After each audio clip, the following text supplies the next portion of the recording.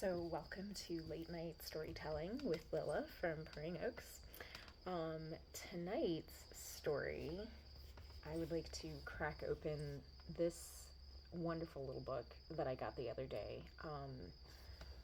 I will admit my Amazon algorithm suggested it to me, so I kind of hate when you find that an algorithm has gotten to know you to the point where they're actually sending you ads for things that you want, because then you have to really start questioning your interaction with the platform. But that's another story. So, basically, they have like dozens of cat-related sacred entities and deities, and little entries for each of them. But we're going to start with the introduction because I think it's a good place to start. Cat lovers may see a kitten. Oh yes, Lily agrees. As nature's most perfect creature, with its exquisite combination of innocence, fragility, and emerging ability. Agility. Fragility, agility. Too many words that sound the same. I can read, I promise. Lolling in the sun, purring beneath a caress, and tracking all movement with their ever-curious gaze, they are magical and adorable little bundles of divine feline energy.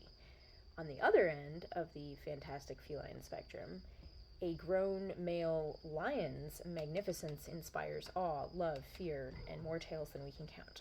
Large or small, tamed or fierce, throughout the continued history of humanity, reading poorly tonight, cats have played a sacred role in our lives, from beloved pet to revered deity.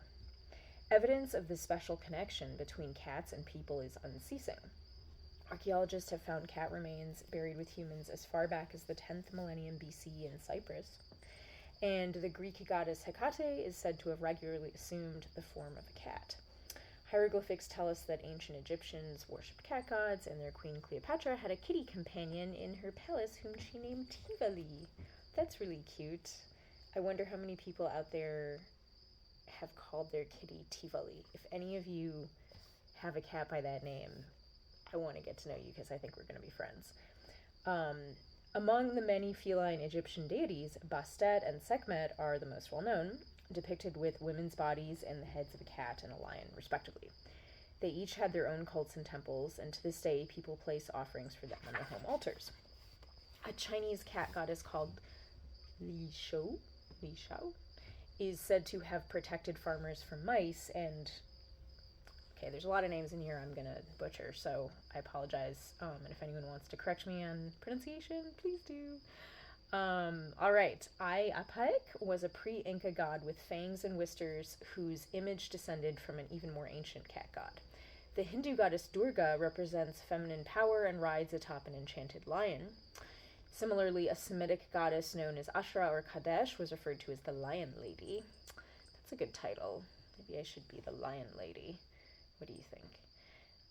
Magical cats have been revered through millennia and are not only from far-flung places in centuries past. In modern-day Washington, D.C., rumored sightings of the so-called demon cat slinking around the White House persist.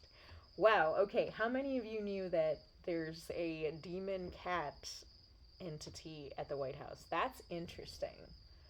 Like, I'm laughing, but I actually think there's something there too. I'm gonna have to think about this one. This one gets circled. Alright, this book is more than a guide to ancient cat gods. It is an exploration of the way humans have observed, interacted with, learned from, and revered Mother Nature and her wild children. Whether two-legged, four-legged, feathered, scaled, or finned, the other beings sharing the plant with us were sacred to our ancestors who understood that all life is interconnected. The very universal energy that powers the sun and stars makes trees grow and ocean tides swell, and it runs through the physical bodies of every creature that has ever lived. Some people call this life force a soul, and cat god worshippers may refer to it as divine feline energy. Okay, so like all good energy in the world is feline energy? I take it. Yeah, that sounds about right. Ancient folklore is rife with examples of animal cunning and compassion, and many humans invoked other species as spiritual guides. Some took that a step further and flat out worshipped them as gods. Animism is the worship of animals or animal-like gods, and felinism brings that focus to cats. Arguably, cats are the most intriguing of animals because of how deeply we relate to them. Much like us, they are free spirits and adaptable survivors. We admire them for their dignity, independence, and ferocity. They are clever hunters and stealthy wanderers. Sometimes, vulnerable, feral mother cats with kittens band together in cat colonies. Some feline matriarchies, all right. Single mother matriarchies. That's a vibe. When tending to their young, cats are gentle nurturers who guide their babies to become self-sufficient.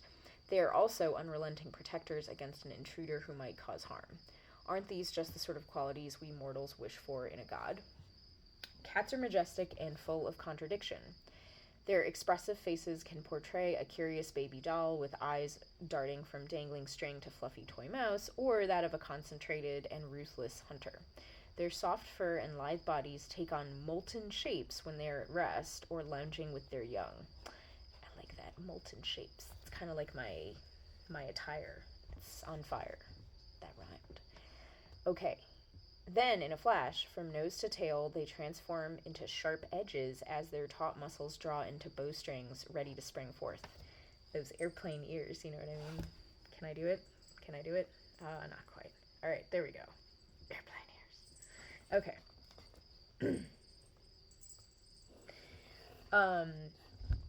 Eyes narrow, claws outstretched, lips draw back with fangs at the ready, and pounce. Whether a cuddly house cat, an apex predator in pursuit of a deer flashing across an African savanna, or a jaguar camouflaged in an Amazonian rainforest, everything about these beings is otherworldly, mysterious, and slightly unpredictable. No wonder they fascinate us. As you explore the cat gods in this book, you will meet the feline deities and demons from civilizations around the globe. You'll also encounter mystical cats who work in alliance with human gods and goddesses. The feline entities on the following pages come from different eras and cultures. Some are angelic guides and others are demonic adversaries, but all play a role in our understanding of feline deities and why they were elevated to godlike status. Ultimately, the way people worship tells a lot about humanity past and present. For millennia, indigenous peoples have ritualized calling upon divine feline energy emanating from cat gods, and when discussing cat deities, ancient Egypt is the first place that comes to mind. Cats in the Arabic world are still widely respected as clean animals who carry good fortune, and so they've been allowed into mosques and other holy spaces. Many Greek and Roman gods and goddesses worked in conjunction with cats, were depicted with feline heads, or were transformed into cats themselves. People across Asian countries and the Americas also share tales of mythological cat beings, and in these areas we find dark depictions of cat demons. That's an interesting distinction. Modern European societies also run the gamut from kindly stories of cats saving the day, as we do sometimes, to gruesome tales encouraging children to beware of feline monsters. With such a range of cat gods, goddesses, deities, and demons, and a mind-boggling expanse of human mysticism to explore, spanning millennia and continents, the magical cats in this book are grouped into 4 geographical families: Africa, the Americas, Asia, and Europe. There is some overlap, of course, but by dividing them up in this way, we can begin to consider this fascinating subject. The South Pacific, Australia, and New Zealand are not well represented here because cats were not native to those regions, so they are elusive in ancient tales. That's true. I didn't think about it. No traditional Australian cat fairy tales. Cats did not roam the shores down under until they arrived on ships with people from other parts of the world, with the first recorded cat sightings in the 1700s. Wow, that's so recent. Cats sailed with explorers, pirates, and conquerors alike to kill stowaway rodents that might eat the food brought on board for the sailors. Also, how badass that cats just, traveled to different continents because they just, were like, I want to ride on a boat, feed me. Once on land, these working cats would sneak off the ships and gain their own freedom. This means that prior to oceanic exploration, the ancient people in some parts of the globe did not have the opportunity to observe the marvels of felines, so they don't appear in ancient worship. Today, though, we can be sure that cat lovers exist in every corner of the world. Of course. If you are holding this book, or listening to this reading, you evidently have an interest in cats and their influence on ancient spirituality, so I hope you will surrender to wonder as you thumb through these pages, or listen to my mellifluous voice. When learning about these creatures, you may become inspired to incorporate divine feline energy into your own life. I certainly hope so. We have much to learn from cats in both their physical form and mystical incarnations. Clearly, the people who lived upon the earth before we got here thought so. Although some people around the world still engage in felinism, lionism, and other forms of cat worship, the spread of Christianity, Islam, and other modern monotheistic religions largely put an end to animal reverence. Sadly, under most religions, animals are not only disregarded, but seen as mere commodities or beasts of burden.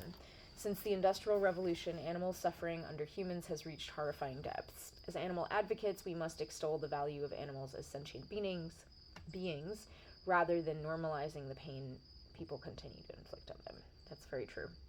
In recent years, modern forms of cat worship have emerged. Social media is overflowing with cat memes, kitten videos, and accounts curated by celebrity kitties and their humans. Whoa, that's so interesting. Okay, I would love to hear everyone's take on that. Do you think that, like all the attention that we pay to cats on our media is the updated modern form of cat worship? Because, like, religions across the board are struggling, right? Like, well, maybe not in the last couple of years, but I think in the last several decades, right, young people are going to church less and less, for example, right? And they're turning to other things, and yeah, that's just so interesting. Like, technology, you might say technology is the new religion, right? So in a technological way, we are worshiping them by, like having so much content and just like nonstop praising them and just talking and thinking about them. That's a really interesting take, huh? These popular online communities are not only fun playgrounds for those of us obsessed with the adorable nature of cats, but they also translate to big business by way of paid endorsements and advertising for the content creators. And if anything, business really is the religion of our century. So yeah, in that sense, I guess it makes sense, because there's a lot of money to be had in cats. The first major cat show, or gathering of cat devotees, was held at the Crystal Palace in London in 1871 and at Madison Square Garden in New York in 1895. I wish I could have been invited to a Golden Age era cat party. Today's cat cafes are also a testament to our love for feline friends. Even if someone cannot take home a kitty of their own, they can enjoy a cup of tea with an adoptable pal for a couple of hours. And minus the adoptable part, because the kitties that live here, but minus that, you can come do that at Purring Oaks with a board game night or a movie night or just coming to hang out. They will even get in the sauna with you. So it truly is, it's an immersive cat cafe at Purring Oaks. While these cafes started in Asia, they're now a global phenomenon. In a stressful world, people long for the kind of tactile comfort that only a cat can provide. In various energy healing practices around the world, some people also believe in absorbing good vibes from other living and non-living sources. This is exemplified by filling one's home with plants to filter the air, or hiring a feng shui expert to create harmonious flow within a room by reordering the furniture. And both of those things do make a really big difference, so I can get behind that.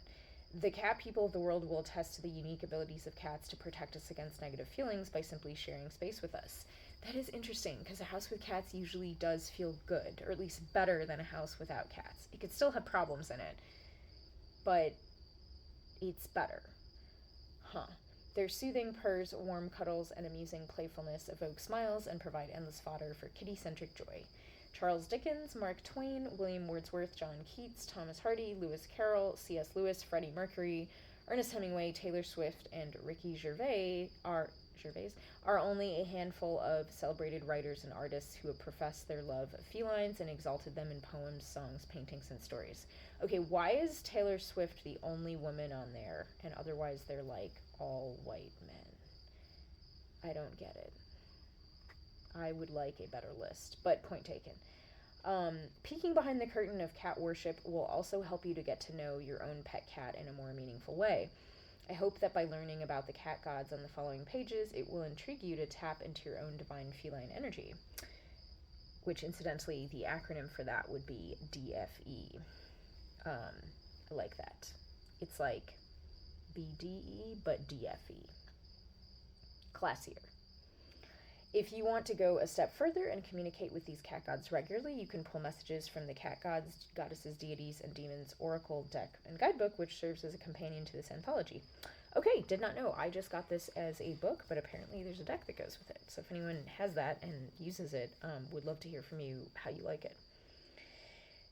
Okay, note the cat gods, goddesses, deities, and demons in this book are shared with the intention to celebrate divine feline energy flowing throughout human cultures. It is acknowledged that much of the following material has roots in indigenous societies, and it is put forth respectfully as a compilation of information to make it easier for cat lovers to learn about magical felines and the people whose traditions highlight cats in their mysticism.